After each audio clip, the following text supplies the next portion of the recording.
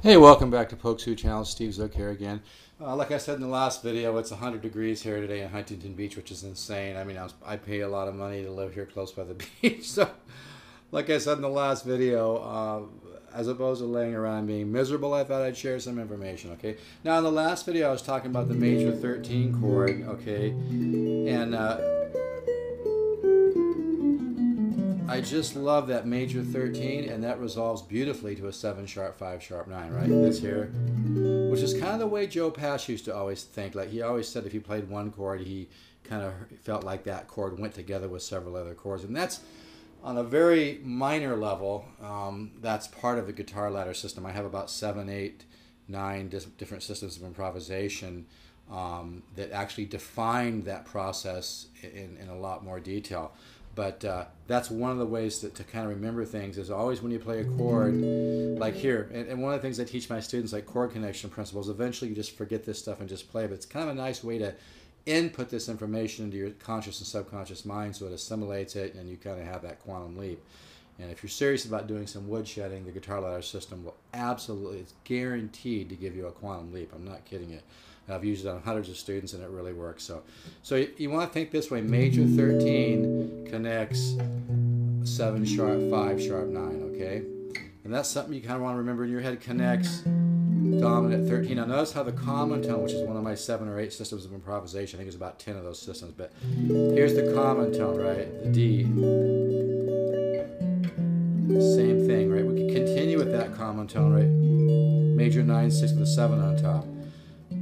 7 chord with a flat 13, dominant 13, 13 flat 9, major 7, 7 sharp 9 sharp 5, 13. Then I'll come down, resolve.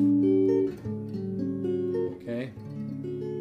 But you want to think of chords in terms of how they connect to other chords, okay? That's really, really important. Now, I've been talking a little, I was very happy how my video came out on chromatic improvisation, so I kind of want to stress that a little bit more, that it's kind of like you're thinking of just that one string coming down, and then what you do as an exercise is you just vary your chord forms around that, okay?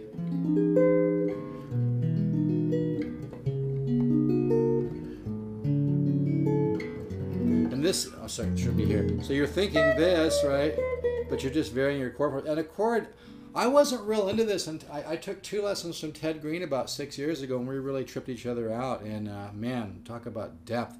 Somebody else who was a player told me one time that when he took a lesson from Ted Green, almost everybody jumped in for a lesson or two if they could, and no matter who you were. And they said it was like taking, like meeting the Dalai Lama of the jazz guitar world.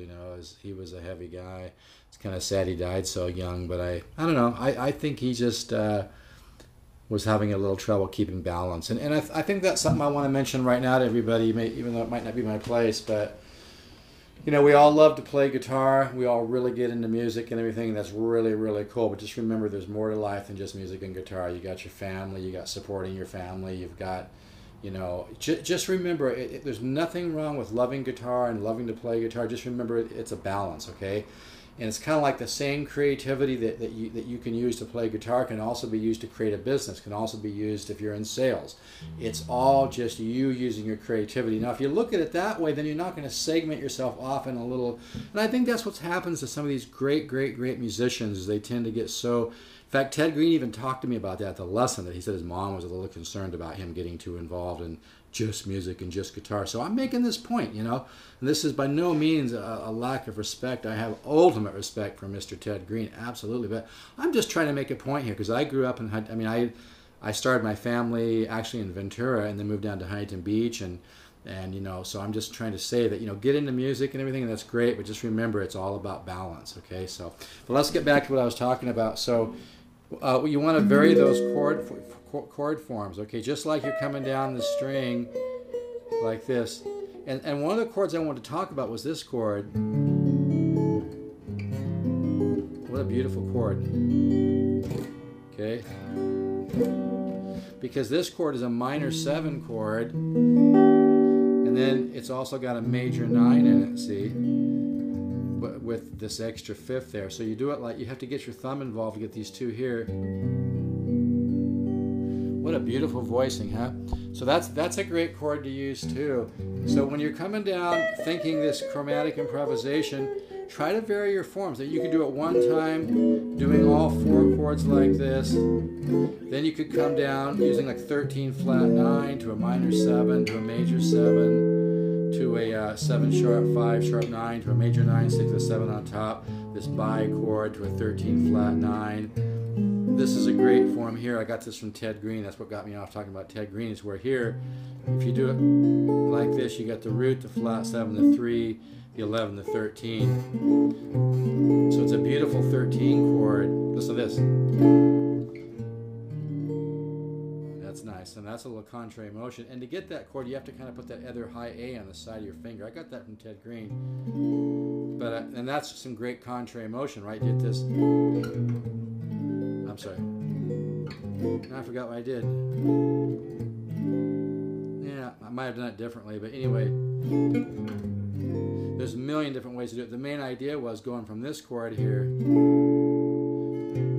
Okay. Let's see. Oh, that's what I did. Okay.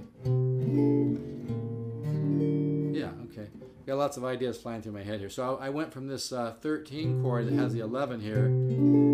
It's got the root, the flat 7, the 3, the 11, the 3. I went from that to that bi chord. So that's which is a minor 7 and a major 9. So I did this. And that's got some beautiful contrary motion, right? Because this is coming up, the treble's coming up, and then the bass is coming down. So when you find something like that that works, folks, just play that in different positions. Because as you could tell, I even forgot it there just doing it, trying to share it with you guys. Because we all have a lot going through our head, right? So I like that. It's a nice contrary motion. You can do it again. You can continue that. So this is a great form. I kind of got this from Ted Green. Now a lot of people do this chord: root, flat 7, 3, and then you get another.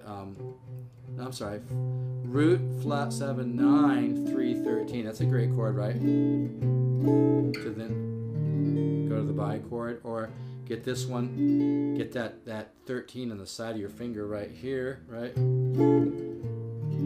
Or you could do this form again. Go to that form, which is the major 13 with a flat 5, right? So this is kind of part of the essence of the guitar ladder system, is learning a lot of chordal resolutions. If you spend an hour or two a day doing nothing but resolving chords, you're going to have a huge, huge quantum leap. Now I better stop this because these things don't download if I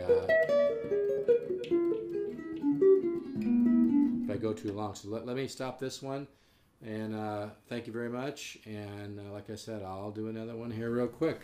So work on that, all right? I appreciate everybody buying guitars from me, and appreciate all the nice emails too. Thank you.